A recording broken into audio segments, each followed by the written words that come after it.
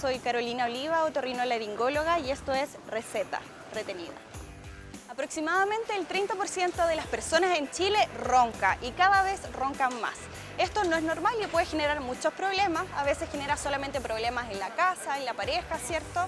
Uno descansa mal, despierta varias veces en la noche, al otro día se puede quedar dormido, incluso accidentes automovilísticos, pero también es muy importante, la gente que ronca y hace apneas tiene más riesgo solo por hacer apneas de generar accidentes cerebrovasculares o incluso infartos. Por lo tanto, si usted ronca, es súper importante que vaya a resolver este problema de salud y para eso puede ver a distintos profesionales que lo pueden orientar y ayudar.